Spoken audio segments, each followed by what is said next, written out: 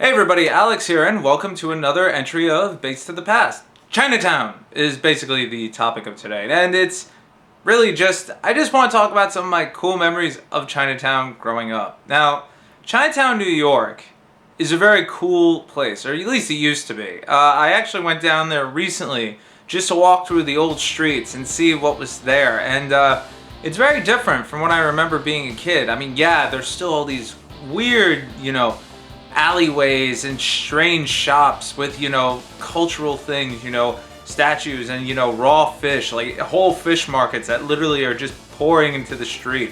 And, cultural delicacies and all this really cool stuff is still there. But unfortunately, and maybe even fortunately, all the video game related stuff that I remember being down there when I was a kid has pretty much vanished. Since I was down there, I did take some footage, and maybe if it works, if the footage isn't that bad. I actually went to the Elizabeth Center, which basically is an indoor mall of bootlegs. Pretty much I walked in there with the camera on, and I was told in some form of Cantonese, I think, to turn that shit off. So I did, but for you guys from New York, some of you guys I know have been in there. You already know. Basically, it's just like, like a hobby shop, like different types of hobby shops. They have some for, pillows and knickknacks, some for jewelry, some for anime things, some for keychains. And there's a bootleg anime guy who used to do a deal. It was a bootleg VHS anime tape of your choice for $5. And if you bought 4, it was only 15. He's upgraded to DVDs since then. So I guess he's doing good. Now, in terms of video games, they aren't really there anymore. J&L actually moved across the street, and I've bought a few things from them in the past, but they're really hip to the game, not in a bad way. They know what they have, and they price appropriately. But in terms of like import stuff and all that, they're actually one of the guys who modded my PlayStation 1, or remodded it actually, and that's where I bought my action replay for the Sega Saturn. And I want to say Vampire Saver I bought from those guys too, so it's kind of cool, just to go down there and see it again. But anyway, what I always thought was really cool about Chinatown growing up was the fact that it was just like, the restricted zone. I remember when Eric, my friend, was going down there to hang out with his friend Peter at some arcade, Chinatown Fair, which has since closed, and as I understand, has reopened and is now nothing but redemption machines. But back in the day, it was a very reputable place.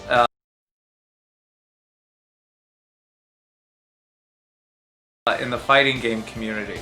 Apparently. I guess people like Justin Wong and whatnot used to play there. Did I play them? Maybe. I don't really know. I certainly got my ass handed to me a lot, so chances are I did. But I really couldn't tell you. I don't really pay attention to these things. But I remember Eric was like, yo man, we're gonna go down to Chinatown. You gotta come. You gotta come. And I was like, okay. I'm like grammar school, right? Like 7th grade. And I go, Mom, yeah, Eric and I go to Chinatown. She's like, no, you're fucking not. And I was like, well, why? She's like, I don't know what's down there. Like, she was flipping out. She was like, I'm not having any of this. You could go anywhere but Chinatown. I'm like, you New Yorkers. I'm like, how about Little Italy? Okay. Little Italy is literally like a block away from Chinatown, okay? So, we went by way of Mulberry Street, and then we walked right into Chinatown. And there is just so much stuff there. And, I went down there early in the morning recently, so you're not going to see anything. But for you people that are looking around going, oh my god, that's a lot of people, imagine that times like 50. There's literally like that many people going through Chinatown at any given time during normal business hours. I went at like 8:30 in the morning because trying to record is a pain in the ass enough. I mean, even some of the footage you see, I have the shaky cam because I'm literally getting pushed by people. But, to get to this arcade, we're literally walking down these, like, narrow alleyways. And, I don't know where I'm going, because this is my first time, going to this place. And we go down this really narrow street, and this is literally, like, 10 to 12 different barber shops, like, going just down this straight alleyway. And, my mind is turning. I'm like, dude, why are there so many barber shops on this street? And he's like, oh, dude, it's, like, totally, like, a front or something. I'm like, It really freaked me out. I was literally like scared for my life at the time. And the two of them, they're laughing because they're just screwing around with me. But so we get to the arcade, and I'll tell you, man, I wish it still looked the way it did.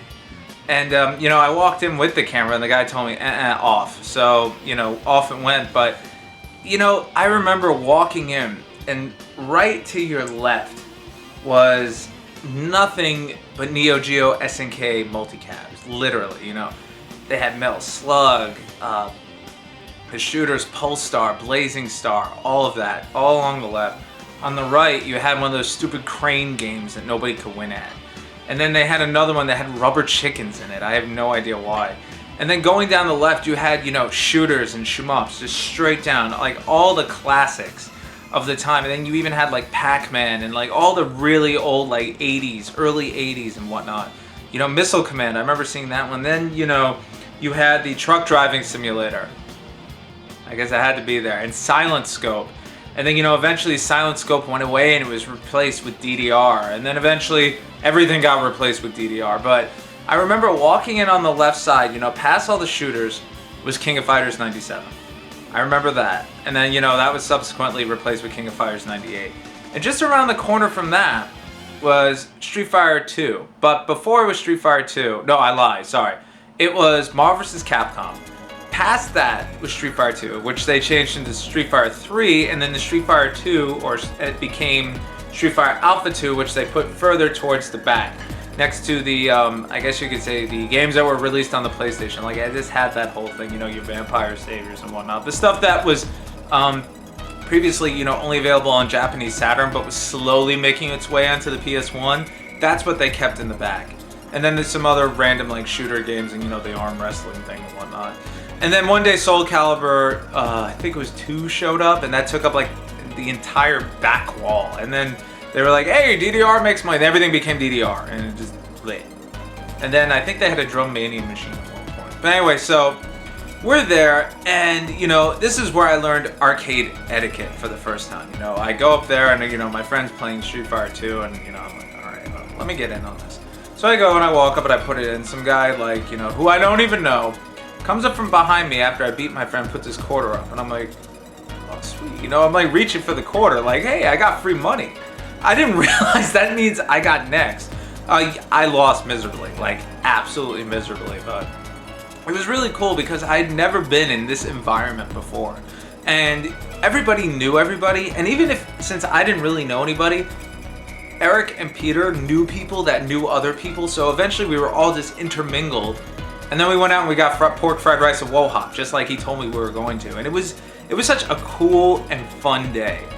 And from there, that was pretty much my entire day in Chinatown. I went home, and then my mom was like, oh, how was, Little Italy? And I kind of slipped and said, oh, I had a pork bun. And then she was like, you didn't fucking go to Little Italy, did you? You went to goddamn China. So she flipped out at me. But after that, she kind of calmed down because, I didn't die, I guess, which was her fear.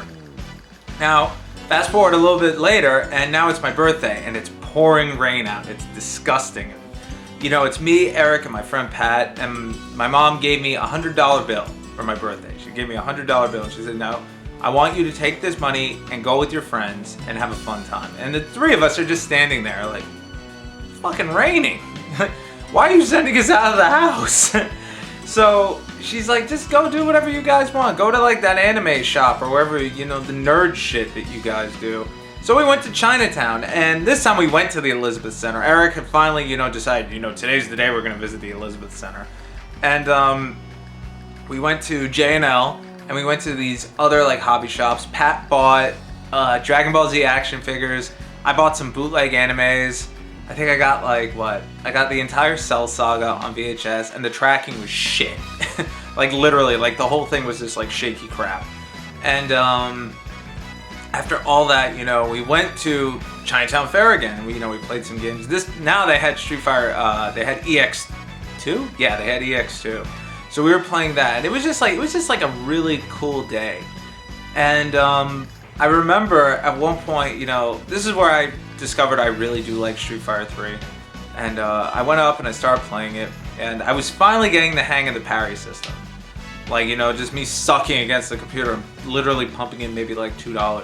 Some guy comes up, puts his quarter up. I'm like, oh no, I already got to stage 5. I'm gonna lose. This is all my effort. I wasted so much money.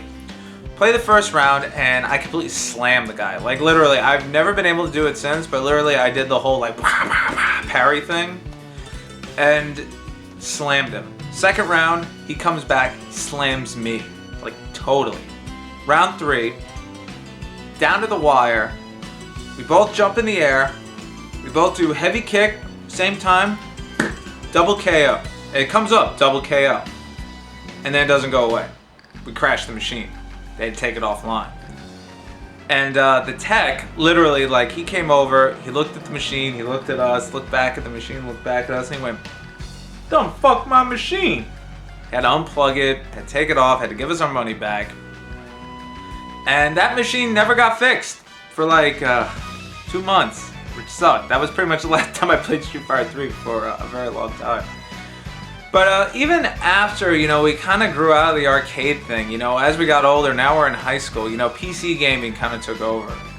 And it was really cool because we still went down to Chinatown. We still hung out at the Elizabeth Center. We were still buying bootleg crap all the time. We were still, you know, now we were a bit older and whatnot. So we were like going to dim sum houses on Sundays. You know, we made like events of it. And there was a cyber cafe there that was above where J&L is now. And I remember like the 10 of us, like me, Pat, Eric, my other friend Victor, my other friend Thomas, John, like just a bunch of people. We would all go there, and it's reeked of cigarettes because, you know, we're going back before smoking bans and all that stuff in Manhattan. Reeked of cigarettes. And they had a full service bar, so imagine a bunch of drunk guys smoking whatever, playing Counter-Strike back in the day. It was a violent damn place. And, you know, you're a bunch of, like, you know, 10 white kids strolling on up, and we're like, "Can we play StarCraft?" It was so bad. He would put us in a corner away from everybody else because, like, I guess the owner was afraid. He was like, "I don't need a lawsuit on my hands." So he put us out of vision of all the angry Counter-Strike kids. And there was one time, one kid lost, I remember. He picked up the keyboard and literally just slammed it right into the monitor. And the owner, he had bouncers. Like, I think he had 1 or 2. Guy grabbed the kid, just boom, right against the wall and drug him out. Like, real rough. Now I'm like, no wonder my mom didn't want me hanging out down here. But we would play, we must have spent like an entire summer there playing StarCraft. And we weren't that good, I'm not gonna lie. We pretty much had a rule, you weren't allowed to attack anybody for an hour because we all had to get battle cruisers. Because we all played Terrans. It was so stupid, but we just had so much fun. And that was one of the first times, you know, which I don't condone, I drank underage because they never ID'd. So we pretty much started to join the Counter-Strike kids, drinking and except playing StarCraft and not being half as violent.